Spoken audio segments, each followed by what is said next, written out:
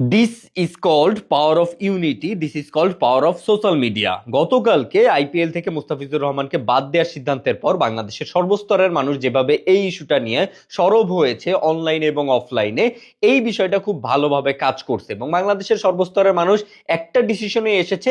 যেহেতু মুস্তাফিজুর রহমানকে নিরাপত্তা সংখ্যা দেখিয়ে আইপিএল থেকে বাদ দেওয়া হয়েছে, সো বাংলাদেশ টি-20 ওয়ার্ল্ড কাপ খেলতেও ভারতে যাবে না বা যাওয়া উচিত না, কারণ বাংলাদেশ ক্রিকেট টিমেরও সেখানে নিরাপত্তা সংখ্যা রয়েছে।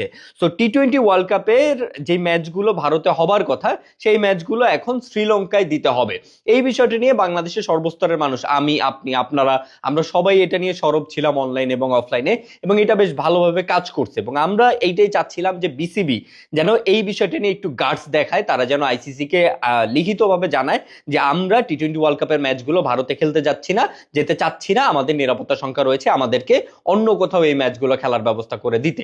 এবং এই যে আমরা সবাই এই বিষয়টা নিয়ে সরব ছিলাম এবং আমরা সবাই সোশ্যাল মিডিয়ায় অনলাইনে অফলাইনে এই বিষয়টা নিয়ে কথা বলেছি, এই কারণেই আমাদের আইন উপদেষ্টা এবং ক্রীড়া উপদেষ্টা, বর্তমান আইন ও ক্রীড়া উপদেষ্টা আসিফ নজরুল এই কথাটা, এই বোল্ড স্টেটমেন্টটা দেয়ার গার্ডস পেয়েছে। হয়তো 2 দিন আগে এই আসিফ নজরুলকে আমরা দেখেছি ভারতের কোন পররাষ্ট্রমন্ত্রী না কে যেন এসেছিল, তার সামনে ভয়ে কাচুমাচু হয়ে মুরগির মতো বসেছিল।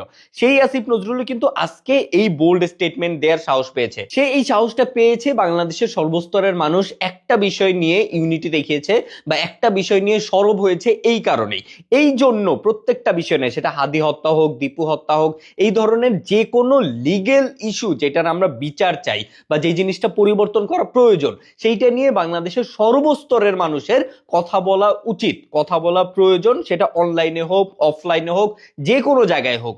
যখন একটা লিগেল ইস্যু নিয়ে সবাই কথা বলে, সেইটার আসলে পাওয়ারটাই অন্যরকম হয়ে যায়, সেইটার বিচার কার্য বা সেইটা নিয়ে, সেইটা আসলে বাস্তবে ঘটার চান্স অনেক বেশি বেড়ে যায়। তো মুস্তাফিজুর রহমানকে আইপিএল থেকে বাদ দেওয়ায় যে ইস্যুটা হয়েছে এবং এইটা নিয়ে যে এই ইস্যুটা নিয়ে আমরা যেভাবে প্রত্যেকে সরব ছিলাম, আমরা প্রত্যেকে যেভাবে কথা বলেছি, হাদি ভাইয়ের হত্যা নিয়েও আমাদের প্রত্যেকের এইভাবেই কথা বলা উচিত, দীপু হত্যা নিয়েও আমাদের প্রত্যেকের এইভাবেই কথা বলা উচিত, এবং প্রত্যেকটা এরকম ইস্যু যেটা আসলে অনৈতিক ছিল, ইনজাস্টিস হয়েছে সেখানে, সেগুলো নিয়ে আমাদের প্রত্যেকের এইভাবেই কথা বলা উচিত, যাতে এই বিষয়গুলোর একটা সুষ্ঠু সমাধান হয়। এবং আরেকটা বিষয় হচ্ছে, মুস্তাফিজুর রহমান বাংলাদেশি এবং মুসলমান হওয়ার কারণে নাকি এবার আইপিএল থেকে বাদ দেওয়া হয়েছে। তো সেই আইপিএল এর যে লোগো, সেই লোগোটাও একজন বাংলাদেশি এবং একজন মুসলমান খেলোয়াড় মাশরাফি বিন মর্তুজার আদলে বানানো হয়েছে, এবং এত বছর ধরে এই লোগোটাই তারা ব্যবহার করে যাচ্ছে। তো আইপিএল এর বা ভারতীয়দের যদি বিন্দু পরিমাণ লজ্জা থেকে থাকে, তাহলে এবারের আইপিএল শুরু হওয়ার আগেই এই লোগোটা পরিবর্তন করা উচিত। কারণ যেই বাংলাদেশ নিয়ে, যেই মুসলমান নিয়ে ভারতীয়দের, উগ্রবাদী ভারতীয়দের এত সমস্যা, সেই আইপিএল বা সেই ভারতের একটা প্রিমিয়ার লিগ, সেই আইপিএল এর লোগো তো কোনো বাংলাদেশি এবং মুসলমান প্লেয়ারের আদলে তৈরি হওয়া উচিত না। তাদের তো একটু লজ্জাবোধ থাকা উচিত, তাই না? তাই আশা করি ভারত আইপিএল কমিটি এবং ভারতীয় উগ্রবাদীরা এই বিষয়টা নিয়েও তারা চিন্তা করবে যে আইপিএল এর লোগো যেহেতু বাংলাদেশি একজন মুসলমান খেলোয়াড় মাশরাফি বিন মর্তুজার আদলে বানানো হয়েছে, সো এই লোগোটাও তাদের পরিবর্তন করা উচিত। এবং আরেকটা বিষয় হচ্ছে, উগ্রবাদী ভারতের যেহেতু বাংলাদেশি এবং মুসলমান নিয়ে এতটাই সমস্যা, তো বাংলাদেশের একজন স্বনামধন্য খেলোয়াড়, একজন স্বনামধন্য মহিলা,